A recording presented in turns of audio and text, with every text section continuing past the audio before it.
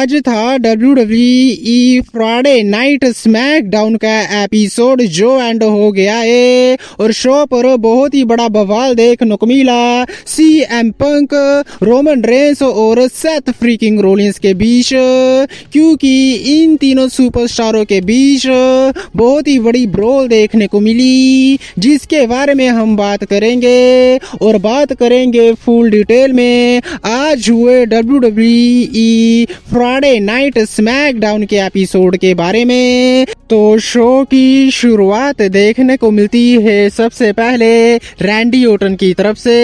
Randy Orton ring में आते हैं, ज्यादा कुछ वो कह पाते हैं नहीं, क्योंकि केविन ओवंस का थीम म्यूजिक प्ले हो जाता है, जिसके बाद केविन ओवंस वहां पर आते हैं और वो ये कहते हैं कि जो केविन ओवंस ने सैमी ज़ेन और कोडी के साथ किया वो सही किया, लेकिन हाँ रैंडी ओटन के साथ थोड़ा सा गलत हो गया। जिसके बाद केविन ओवंस ये कहते हैं कि वो रैंडी ओटन को माफ कर देंगे कोडी रोड्स को चॉइस करने के लिए, अगर रैंडी ओटन उनको माफ कर देता है। जिसके बाद केविन ओवंस ये भी कहते हैं कि हम दोनों मिलकर रेसलमेनिया 41 में टैग टीम चैंपियनशिप को जीतेंगे। लेकिन रैंडी ओटन ये कहते हैं कि अपनी माफी को अपने पिछवाड़े में डाल, क्योंकि अब मैं तुझे रेसलमेनिया 41 में मिलूंगा, जहां पर मैं तुझे ऐसी लात मारूंगा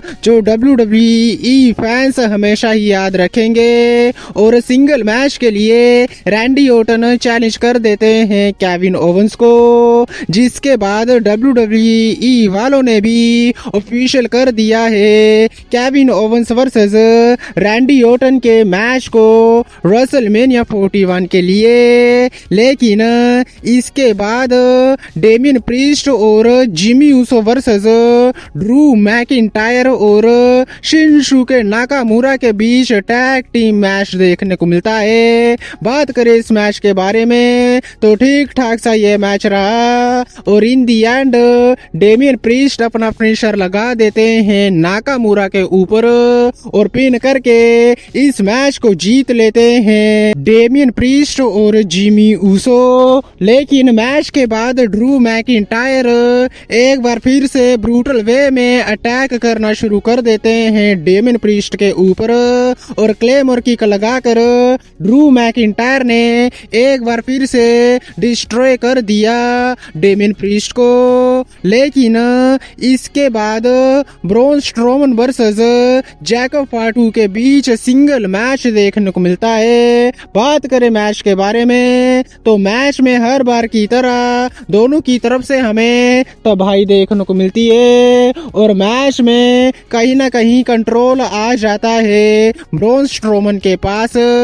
जिसके बाद मैच में सोलो सिकोआ और टामा टोंगा आ जाते हैं और वो ब्रॉन स्ट्रोमन के ऊपर अटैक कर देते हैं, जिसके चलते डिस्क्वालिफिकेशन वे में ब्रॉन स्ट्रोमन की विक्ट्री हो जाती है। लेकिन तभी वहां पर एले नाइट आ जाते हैं और वो ब्रॉन स्ट्रोमन को सेव करते हैं। जिसके बाद ये दोनों मिलकर सोलो सिकोआ, जैकब फाटू और टामा टोंगा को वहां से भगा देते हैं और इन दी एंड रिंग में स्टैंटोल देखने को मिलता है एले नाइट और ब्रॉन स्ट्रोमन की तरफ से। इसके बाद ज़ेलिना वेगा वर्सेस पाइपर नेविल के बीच भी एक सिंगल मैच होता है। रिंग साइड पर चेल्सी ग्रीन और एल्बा फायर होती हैं, जिसके चलते इस मैच में विक्ट्री हो जाती है पाइपर नेविल की। इसके बाद Liv Morgan versus Jade Cargill के बीच भी सिंगल मैच देखने को मिलता है। बात करें इस मैच के बारे में तो मैच में पूरी तरह से डोमिनेशन देखने को मिली जेड कारगिल की तरफ से। लेकिन तभी रिंग साइड पर नेओमी आ जाती हैं और इसी का फायदा उठाया लिव मॉर्गन ने और वो अपना फिनिशर लगा देती हैं जेड कारगिल के ऊपर और पिन करके मैच को लिव मॉर्गन जीत लेती हैं और पहली बार जेड कारगिल को WWE में पिन हुआ जो किया लिव मॉर्गन ने। जिसके बाद नेओमी ब्रूटल वे में अटैक करती हैं जेड कारगिल के ऊपर और पूरी तरह से डिस्ट्रॉय कर देती हैं और रिंग में स्टैंड होल्ड करती हैं नाओमी। लेकिन बात करें शो के मेन इवेंट के बारे में तो यहाँ पर हमें देखने को मिलते हैं tribal chief head of the table Roman Reigns, CM Punk और सेथ रोलिंस भी देखने को मिले।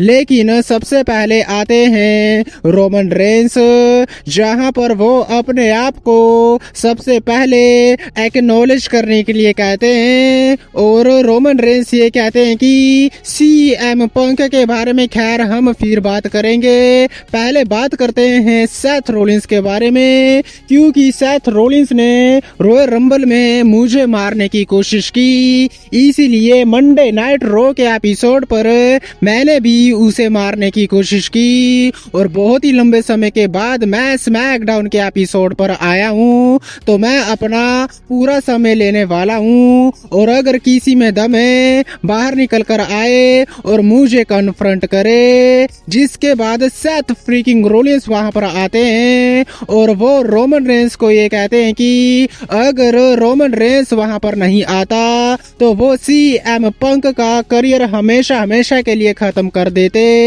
जिसके बाद सेथ रोलिंस ये कहते हैं कि अब तेरा और मेरा एक नया चैप्टर शुरू हो गया है। लेकिन तभी सीएम पंक भी वहां पर आ जाते हैं, जहां पर सीएम पंक सबसे पहले सेथ रोलिंस को ये कहते हैं कि तू मुझे कभी भी 1-on-1 मैच में नहीं हरा सकता। रोमन रेंस वहां पर आया, उसने तेरी हेल्प की, इसीलिए तू जीत गया। जिसके बाद सीएम पंक रोमन रेंस को ये भी कहते हैं कि सर्वाइवर सीरीज वॉर गेम्स वाले मैच में मैंने हेल्प की थी तेरी फैमिली की। जिसके बाद सीएम पंक पॉल हेमन को फेवर के बारे में याद दिलाते हैं और सीएम पंक ये कहते हैं कि हाँ मुझे एक फेवर चाहिए, लेकिन उसके बारे में फिर बात करेंगे। सबसे पहले मैं पॉल हेमन को थैंक यू करना चाहता हूँ, क्योंकि वो अपने ट्राइबल चीफ को लेकर आया मेरे पास। और ये कहने के बाद सीएम पंक टूट पड़ते हैं रोमन रेंस के ऊपर और मुक्केबाजी शुरू कर देते हैं सीएम पंक रोमन रेंस के ऊपर।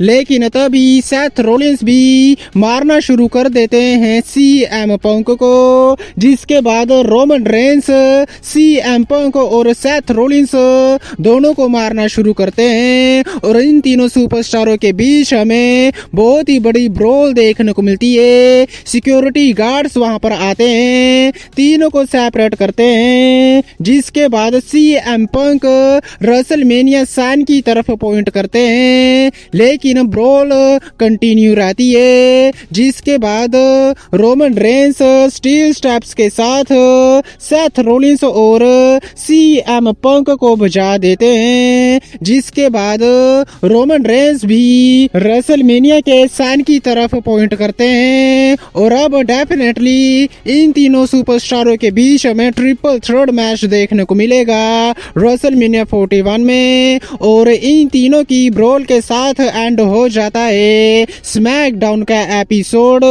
जो सही में बहुत ही ज्यादा धमाकेदार और कमाल का रहा। लेकिन आज की वीडियो में बस इतना ही। वीडियो अच्छी लगी हो तो वीडियो को लाइक, चैनल को सब्सक्राइब करना मत भूलना, क्योंकि मैं लाता रहता हूँ ऐसी वीडियो। तब तक के लिए टिल देन मिलते हैं नेक्स्ट वीडियो में काफी ज्यादा जल्दी।